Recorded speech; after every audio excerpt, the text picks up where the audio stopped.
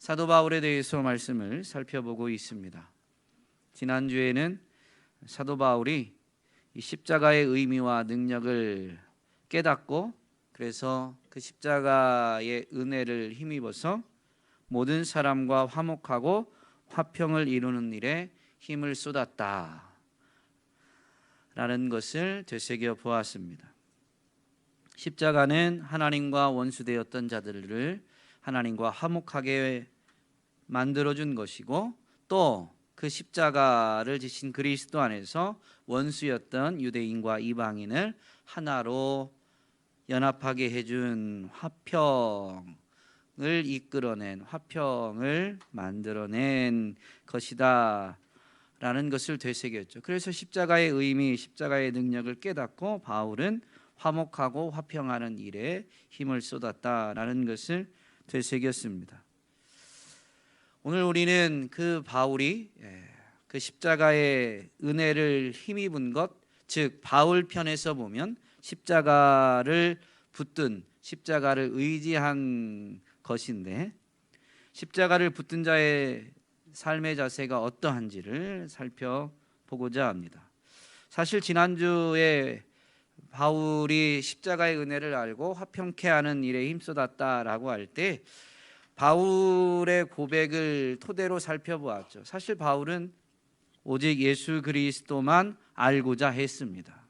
그런데 그의 또 다른 고백들을 보면 예수님만 알고자 한 것은 예수님과 그의 십자가만을 알기로 작정하였다라는 고백을 통해서 되새길 수 있는 것이 뭐냐면 사실 십자가를 안다, 십자가를 붙든다라는 것은 곧 예수를 아는 것, 예수를 붙드는 것과 같은 의미임을 우리는 되새겼죠. 그래서 오늘 이 십자가를 붙든 자의 삶의 자세가 어떠한지 살펴보고자 하지만 이 것은 예수 그리스도만 의지하는, 예수 그리스도만 붙드는 자의 삶의 자세가 어떠한 것인가 라는 것을 살펴보는 것과 다르지 않습니다. 예수님만을 붙드는 사람들은 어떻게 해야 예수님만 붙들 수 있을까요? 십자가만 붙든다라는 게 같은 의미니까. 바울은 어떻게 예수님만 붙들 수 있었을까요?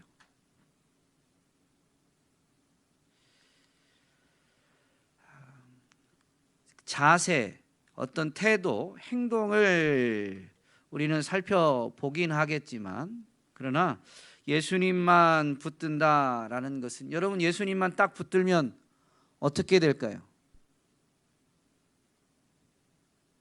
제가 참 생각해도 질문을 못해요. 예수님만 내가 꽉 붙잡았어요. 그럼 나는 어떻게 이제 행하게 돼요? 어떤 삶을 살게 돼요? 예수님만 따라가는 삶을 살게 됩니다. 무슨 말인지 이해되시죠? 이제 질문은 좀 못했지만 이제 답을 드리면서 설명을 하니까 이해가 되시죠?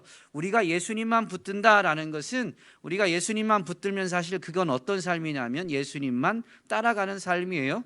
그래서 십자가를 붙드는 것이 붙든 자에게는 어떠한 태도, 어떠한 자세로 나타나는지는 이 예수님만 따라가는 사람의 모습을 보면 우리가 알 수 있는 거죠. 사실 예수님은 제자들에게 먼저 그렇게 가르치셨어요.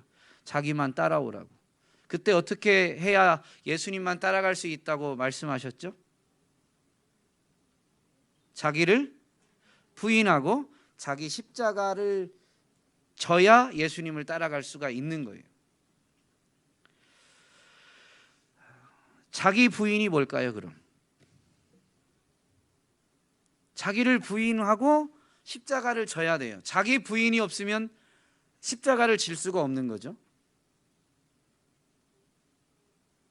자기 부인이 뭘까요? 사람이 스스로 그냥 십자가를 지고 싶은 생각이 저절로 날까요? 육체를 가진 사람이라면 저절로 나지 않습니다. 그래서 필요한 것이 자기 부인입니다. 예수님께서 이 말씀을 하신 기록은 마태복음 16장 24절에 있는데 그 16장은 예수님이 전도하시면서 이렇게 예루살렘 지역을 두루 다니시는데 가이사랴 빌립보에 이르러서 이제 제자들에게 예수님 자신이 누구인지를 물으십니다. 그때 베드로가 위대한 신앙 고백을 하죠. 그 기록이 있는 게 마태복음 16장입니다. 예수님이 그리스도시고 하나님의 아들이심을 물론 베드로가 대표적으로 답변을 했지만 제자들이 알게 되었을 때 예수님은 하나님의 아들 그리스도로서 이제 예루살렘으로 올라가셔서 종교 지도자들, 대제사장들에게 붙잡혀서 죽으시고 3일 만에 부활하실 것을, 그리스도로서 그렇게 행하실 것을 가르치기 시작하셨습니다. 제자들이 고백한 다음부터 그리스도로서 행하실 일을 나타내신 것이죠. 그때 베드로가 앞장서서 거의 예수님을, 원문의 의미를 살펴보면 예수님을 꾸짖듯이 만류어를 하게 되죠. 이런 일이 절대로 선생님께 일어날 수 없습니다. 그때 예수님이 베드로를 책망하시면서 이렇게 말씀하십니다. 사탄아, 내 뒤로 물러가라. 너는 나를 넘어지게 하는 자로다. 내가 하나님의 일을 생각하지 아니하고 도리어 사람의 일을 생각하는도다 라고 말씀하신 다음에 예수께서 이제 제자들에게, 베드로에게 꾸짖고 그 다음에 제자들에게 하신 말씀이 뭐냐면 이 말씀, 누구든지 나를 따라오려거든 자기를 부인하고 자기 십자가를 지고 나를 따를 것이니라 라고 말씀해 주신 거예요. 그러므로 자기를 부인한다라는 게 무슨 의미냐면 베드로에게 꾸짖었던 부분에서 우리는 그 의미를 찾을 수가 있는 것이죠. 하나님의 일을 생각하지 않고 사람의 일을 생각하는 것이 우리의 본성입니다. 사람의 일을 생각하는 그 옛 자아, 자기 자신을 부인하는 것, 그리고 하나님의 일을 생각하는 것이 바로 자기 부인입니다. 이 일을 누가 했다고 예수님의 말씀을 보면 알 수가 있어요? 베드로를 꾸짖지만 이 일을 누가 했어요? 사탄이 했죠. 사탄이 어떻게 하나님의 일을 생각하지 못하게 할까요? 사람의 일을 생각하게 만들까요? 사탄은 어떤 방법으로?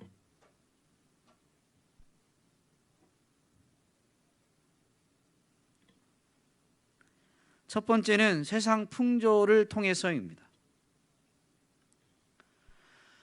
즉 대부분의 사람들이 그렇게 하기 때문에 나도 왠지 그렇게 하지 않으면 안 될 것처럼 생각하게 만드는 거예요. 우리가 믿음의 사람, 하나님의 일을 생각하는 사람, 생각해야 되는 사람인데 대부분의 사람들이 하나님의 일을 생각하지 않고 다 육신의 일을 생각하는 모습을 통해서 우리도 거기에서 편승하지 않으면 안 될 것처럼 느끼게 만들고, 그래서 하나님의 일은 잊어버리고 그 사람의 일만 생각하게 만듭니다. 에베소서 2장 2절에 보면 허물과 죄로 죽었던 그때 어떠한 삶을 살았는지를 분명히 가르쳐 주죠. 그때 너희는 그 가운데에서 행하여 이 세상 풍조를 따르고 공중의 권세 잡은 자를 따랐으니 곧 지금 불순종의 아들들 가운데서 역사하는 영이다. 교회 성도들에게 말하지만 그때에, 즉 교회 안으로 들어올 때, 예수 그리스도 안에 들어오기 이전에 그때에 어떻게 행했느냐? 세상 풍조를 따랐다라는 겁니다. 그게 뭐 어떤 의미냐? 공중의 권세 잡은 자를 따른 것입니다.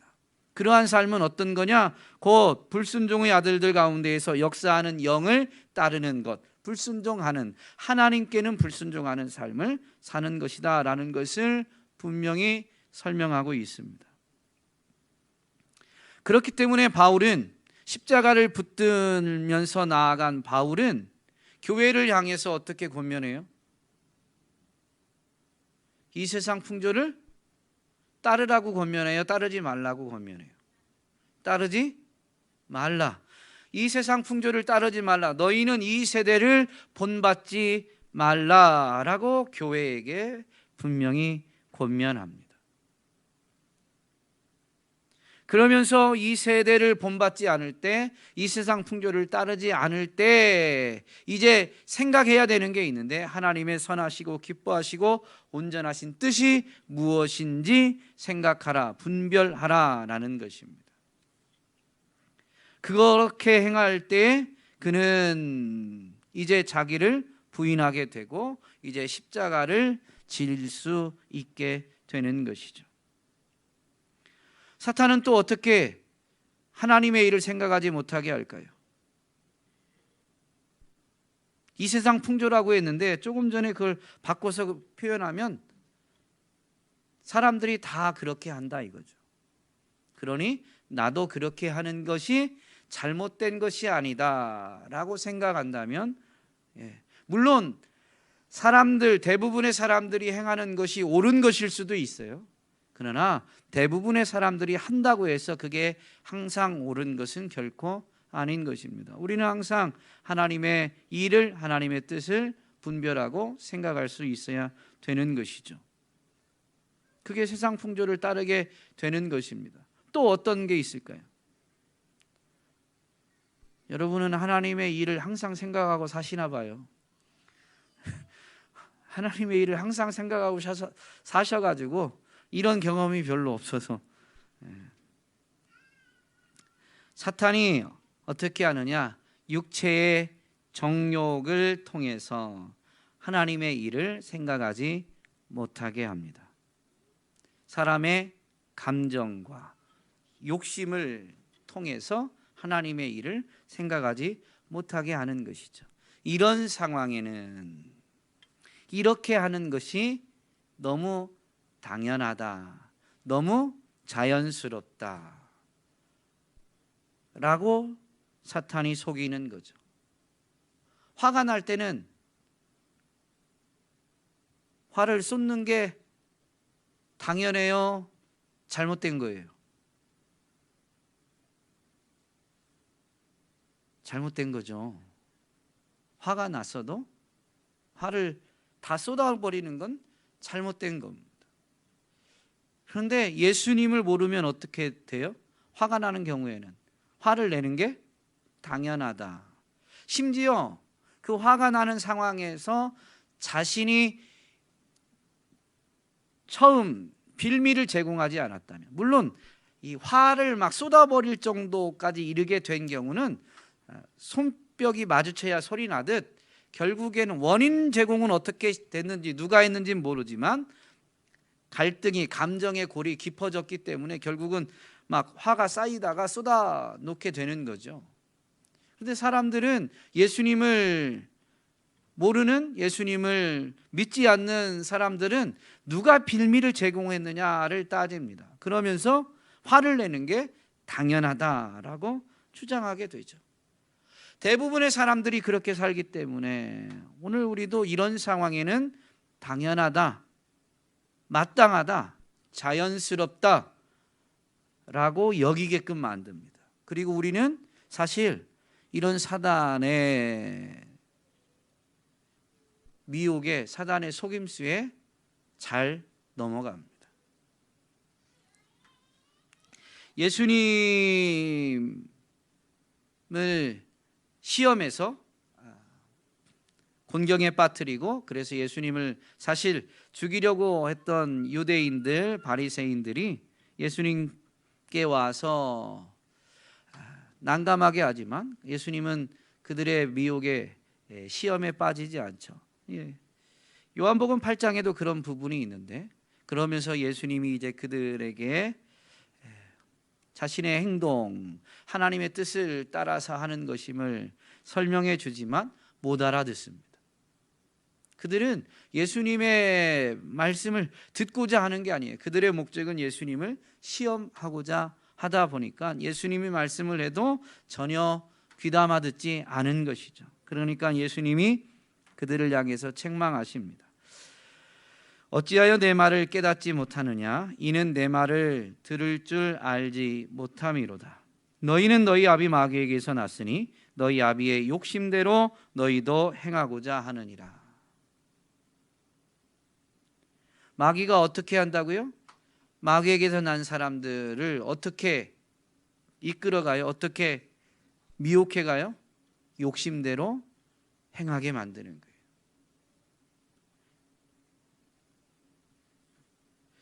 감정과 욕심을 가지고 사탄이 하나님의 일을 생각하지 못하게 만드는 것이죠.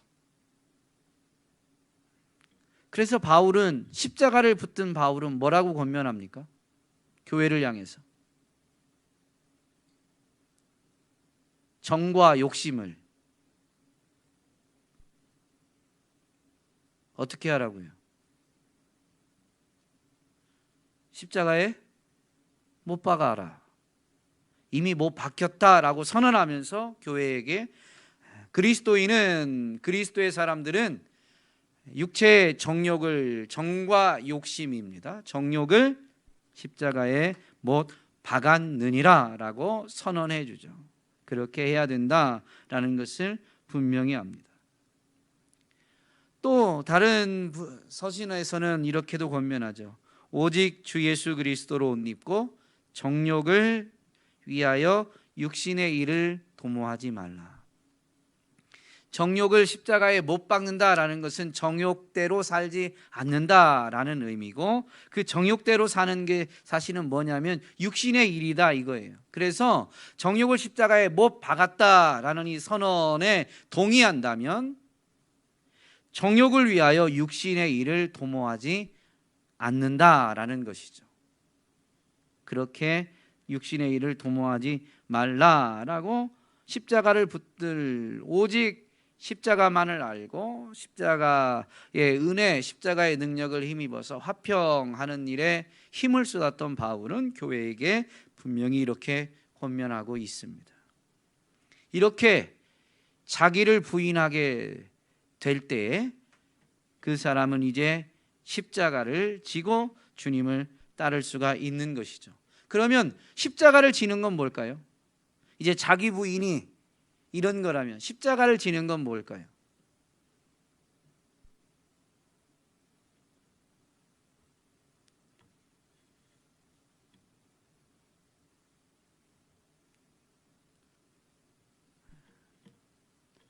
제 아내가 자꾸 당신은 당신 설교를 좀 모니터링 좀 하고 질문을 하지 마라. 질문이 너무 많고 질문을 하고 너무 오랫동안 이렇게 좀 답을 기다리는 시간이 너무 길다. 그 시간만 빼도 설교가 한 10분은 줄 거다. 뭐 이렇게 얘기를 하더라고요. 네. 제가 어떻게 해야 될지를 모르겠습니다. 남자가 인생을 지혜롭게 살고 행복하게 살려면 3명의 여자의 말을 잘 들어야 되는데 그 3번째 여자가 아내거든요.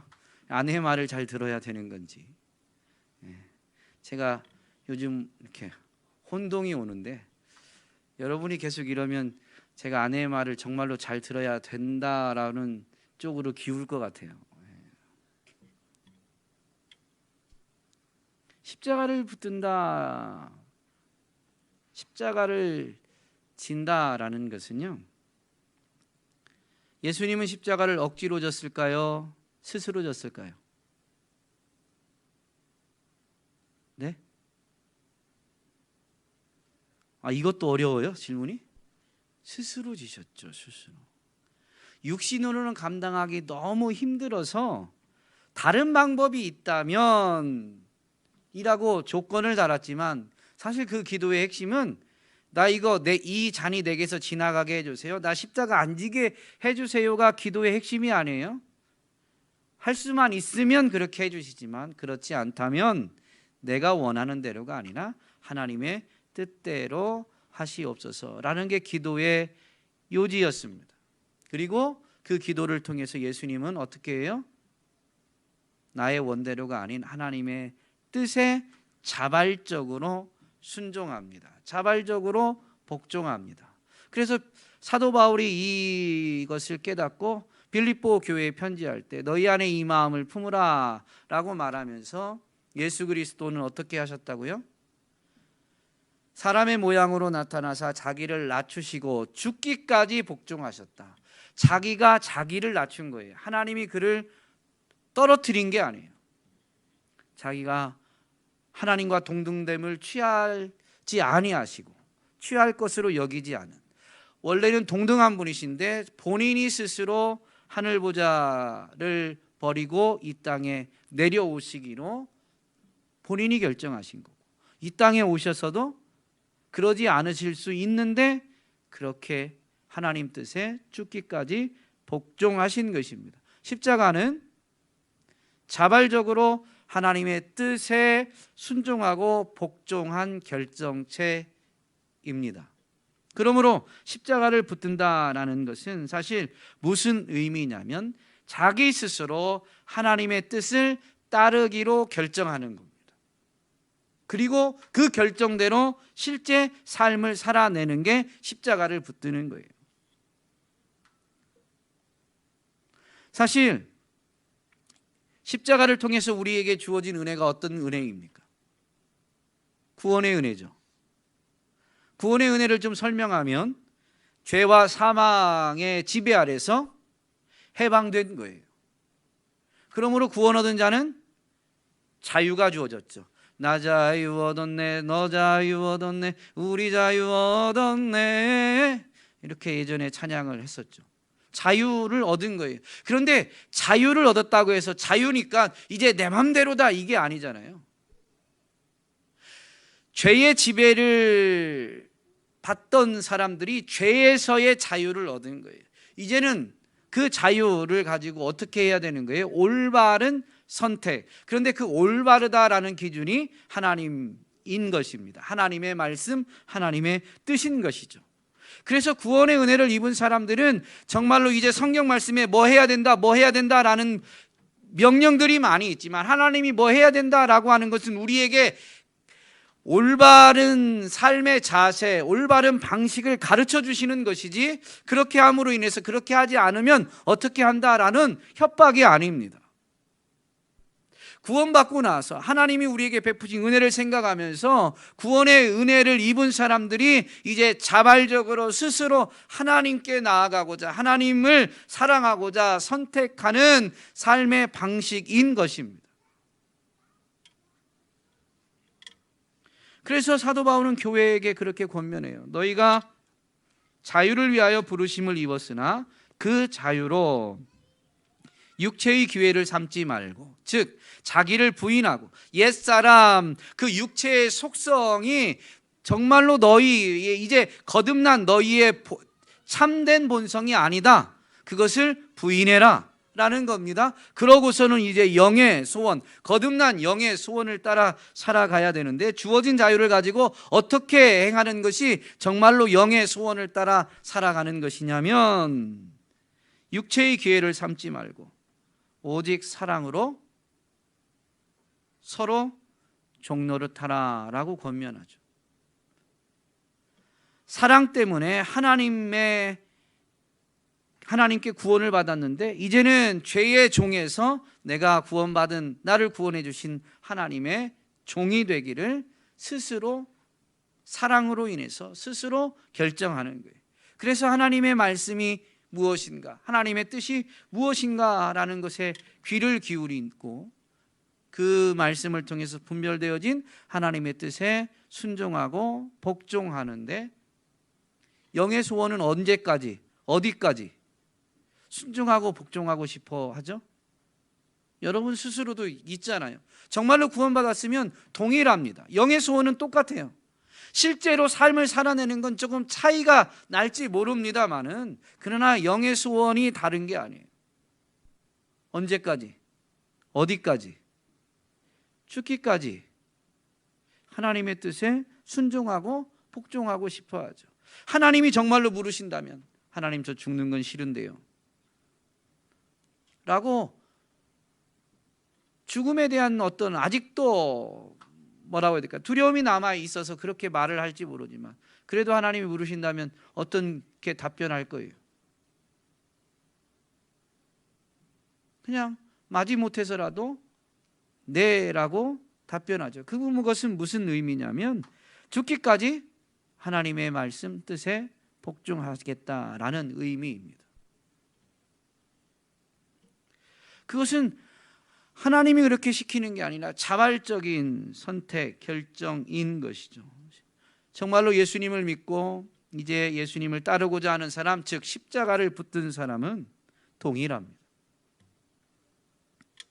오늘 본문에서 십자가를 붙든 바울이 뭐라고 고백하냐면 내가 복음을 위하여 모든 것을 행함은 복음에 참여하고자 합니다 라고 고백하죠. 그런데 오늘 우리가 읽진 않았지만 그 앞부분 19절 말씀에 보면 이 내가 복음을 위하여 모든 것을 행한다 라는 의미가 19절부터 22절까지 나와 있어요. 19절에 보면 내가 모든 사람에게 자유로우나 스스로 모든 사람에게 종이 된 것은 더 많은 사람을 얻고자 합니다 라고 분명히 설명하고 있습니다. 그러니 바울이 복음을 위하여 모든 것을 행했다라는 것은 모든 사람에게 종이 되고자 했던 자신의 노력, 자신의 행동들을 의미하는 것입니다. 본래는 바울은 누구의 종도 아니에요. 그러나 복음을 위해서, 하나님의 뜻을 위해서 모든 사람의 종이 되고자 한 것이죠. 스스로의 결정입니다.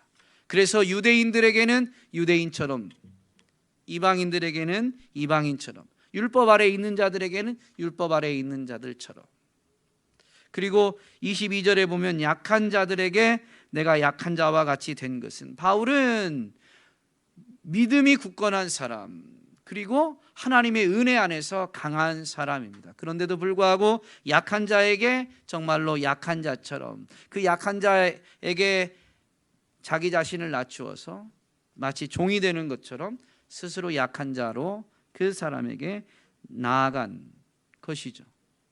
이게 복음을 위해서 모든 것을 행한 것, 자발적으로 서로 종노릇하는, 사랑으로 인해서 서로 종노릇하는 것입니다.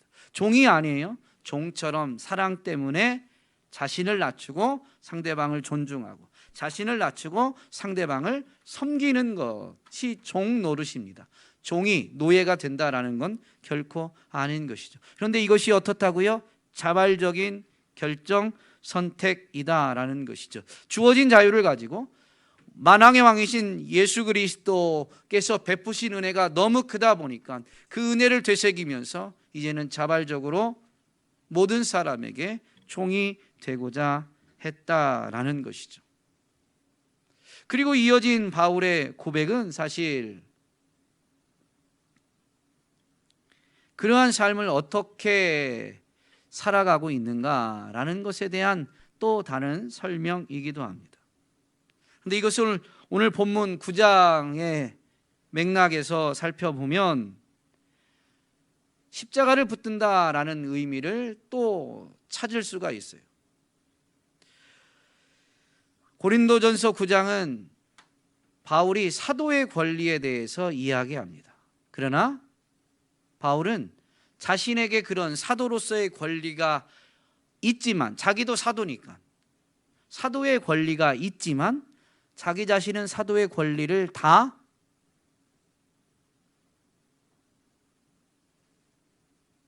누리지 않았어요. 자신의 권리를 어떻게 해요? 자발적으로 포기합니다. 권리라는 것은 마땅히 정당하게 주어진 거예요. 그 사람이 행할 수 있는 어떤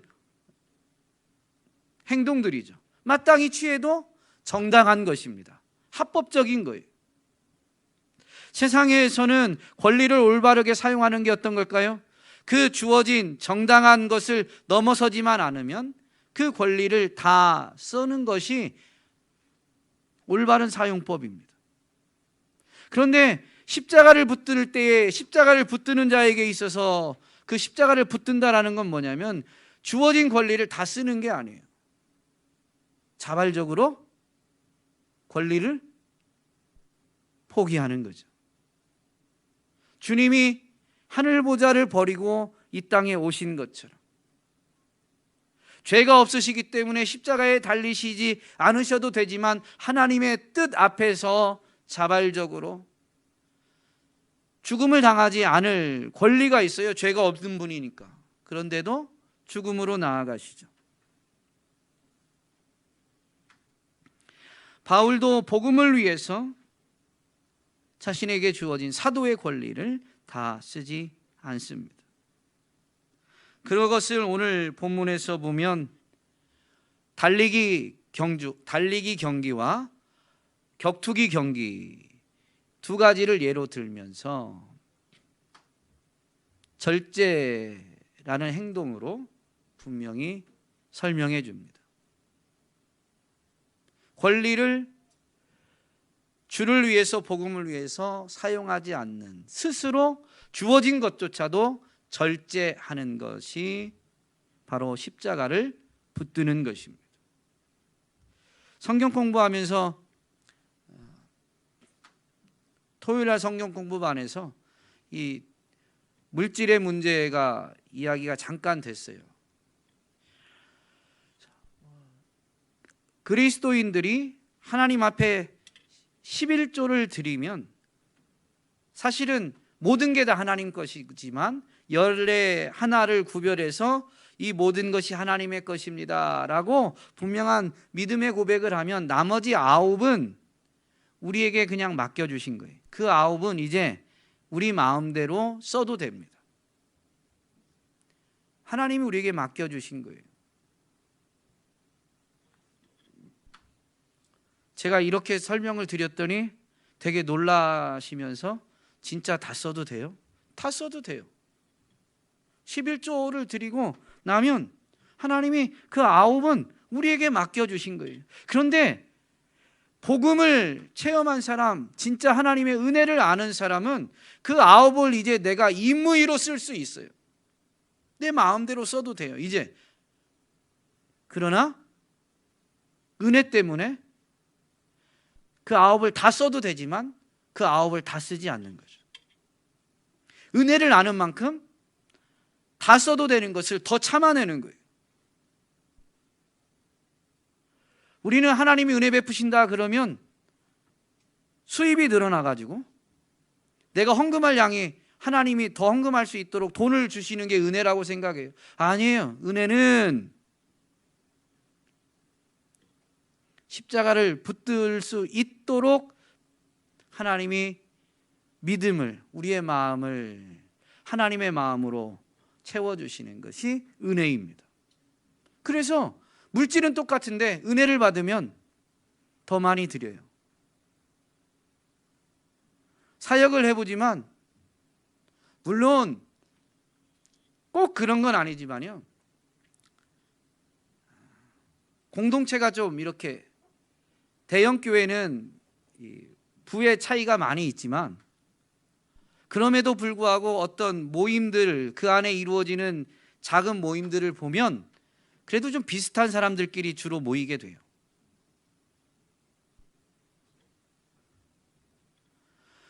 그래서 비슷한 사람들끼리 이렇게 모였을 때 보면 그 비슷한 수준에서는 누가 헌금을 제일 많이 하냐면 그 안에서 수입이 제일 많은 사람이 하는 게 아니에요. 믿음의 자세가 아름다운 사람이 헌금을 제일 많이 합니다. 은혜가 더 풍성히 받은 거죠. 없지만 허리띠 졸라매서 야, 당신 정도 되면 이제 그만해도 돼 그러는데요, 은혜에 사로잡히면 거기서 더 쪼개요. 자기 자신을 위한 건 자꾸 쪼개게 되어 있죠.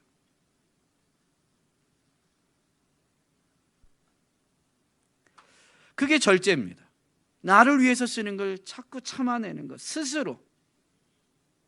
그러니까 자발적으로 주님과 복음을 위해서 그렇게 절제를 하니까 하나님이 보시기에 여러분 어떨까요? 아름답고 기쁜 거죠. 아름답고 기쁜 거. 그래서 그에게 물질적인 보상을 줄 수도 있고 다른 복을 주실 수도 있고, 그건 하나님의 선택입니다. 하나님의 주권이에요. 그러나 당사자는 알아요. 도대체 내가 무슨 복을 받아서 여기서도 더 드릴 수 있는 힘을 얻게 되었는가. 은혜로 사는 사람은 자기 자신이 아니라 기회만 되면 주를 위해서, 복음을 위해서 이번엔 내가 뭘 해야 될까? 라는 것만 고민합니다. 달리기도 방향성이 중요하고 격투기도 싸우는 상대방을 분명히 맞춰야 되는데, 상대방을 때리면 이긴다고 해서 이 격투기에서 보면 막 주먹을 휘두르지 않습니다. 자기에게 주어진 체력이 정해져 있기 때문에 자기에게 주어진 체력과 상대방의 스타일을 다 분석해서 가장 효과적인 방법으로 주먹을 뻗게 되죠. 그건 이제 마치기 위함인 건데요. 이런 게 절제입니다. 누구와 비교할 게 아니에요. 자기 자신의 갖고 있는 힘, 자기의 삶의 스타일을 분석하면서 이제 내가 어떻게 하면 되겠다라는 분명한 계획을 가지는 이 모든 것이 절제에 포함됩니다. 무분별하게 사는 게 절제는 결코 아니죠. 감동됐다고 해서 그냥 하는 것, 물론 어떤 강한 감동이 있으면 순종해야 되겠지만, 그러나 절제하면서 이렇게 삶의 규모를 갖추면서 하나님 앞에 복음을 위해 헌신하는 것이 뭐라고 표현해야 될까요? 감동받아서 일시에 하는 것보다 덜 아름다운 건 아닙니다. 주와 복음을 위해서 십자가를 붙든 아름다운 삶인 것이죠. 예수님의 십자가의 길을 생각해 보면 이 절제라는 의미를 우리는 조금 더 폭넓게 생각하게 되는데요. 우리는 쓰지 말아야 될 것을 안 쓰는 것만이 절제라고 생각하지만 꼭 필요하다라고 여겨지는 때에는 쓰는 것, 물질인 경우는 쓰는 거고, 행동으로 치면 멈출 때와 나아갈 때, 때를 따라서 멈춰야 될 때는 멈추고 나아가야 될 때는 나아가는 게 절제입니다. 예수님의 십자가를 보면 사실은 유대 종교 지도자들이 먼저 예수님을 죽이려고 계획을 세웠고 예수님을 죽이고자 합니다. 그런데 예수님은 유월절 어린 양으로 희생제물로 자발적으로 죽고자 하시거든요. 그렇기 때문에 때가 이르지 않았을 때에는 자기를 미혹하고 모함하고 할 때에 예수님은 어떻게 하세요? 말씀으로 물리치시고 또 그 권위를 가지고 그 붙잡으려고 하는 그들을 피하시면서 예수님은 십자가로 나아가지 않으십니다. 그런데 재미있는 것은 유월절이 이르게 되자 종교 지도자들은 어떻게 해요? 이 유월절에 예수님 잡아 죽이고자 계획을 세웁니까? 아니면 유월절에는 하지 말자라고 계획을 세웁니까? 유월절에 하지 말자라고 계획을 세웁니다. 왜냐하면 그동안 예수님이 이적을 베푸셔서 많은 사람들이 따르다 보니까 예수님을 붙잡아 죽이고자 하면 자칫하면 밀란이, 폭동이 일어날 수도 있다. 그러니 우리 유월절에는, 이 명절에는 예수님을 붙잡아 죽이지 말자라고 합니다. 그런데 도리어 예수님은 유월절에 예루살렘으로 올라가시고 그들과 논쟁할 때 오히려 그들을 더 마지막에는 책망하시죠. 화 있을지어다 외식하는 자들 하면서, 그리고 결정적으로 이제 유다의 이 배신이 있지만 어쨌든 예수님은 붙잡히시고 재판을 받으실 때에 재판이 죄 없는 분을 재판하니까 이게 재판이 딱 결정되지 않아요. 그런데도 불구하고 예수님은 변명도 하지 않습니다. 자신의 의의를 내세우지 않죠. 자발적으로 그 십자가의 길로 나아가신 거예요. 사람들이 생각할 때에는 때가 아니다라고 했는데 하나님의 일을 생각하신 예수님은 오히려 멈추어야 될 때는 멈추셨지만 나아가야 될 때는 사람들의 생각과는 달랐지만 분명히 멈춰야 될 때와 나아가야 될 때를 분명히 아시면서 그렇게 십자가의 길을 걸어가신 것입니다. 이게 절제입니다. 이게 십자가를 붙든다라는 진정한 의미인 것이죠. 사도 바울은 십자가를 붙들고 십자가를 증거한 사람입니다. 오늘 저와 여러분이 정말로 십자가를 붙들고 십자가만을 자랑하면 교회는 세워지고 교회는 일어서게 됩니다. 교회를 이루는 성도들이 십자가만을 붙들고 십자가만을 자랑하면 교회는 부흥하게 되어 있습니다. 오늘 십자가를 붙든다라는 의미를 분명히 되새기면서 세상의 풍조와 육체의 정과 욕심, 육체의 일을 물리치고 주의 나라와 복음을 위해서 스스로를 절제하며 피차 복종하는 정말로 십자가를 붙드는 삶을, 십자가를 붙들고 예수님을 따르는 삶을 살아내는 저와 여러분이 될 수 있기를 주님의 이름으로 축복합니다.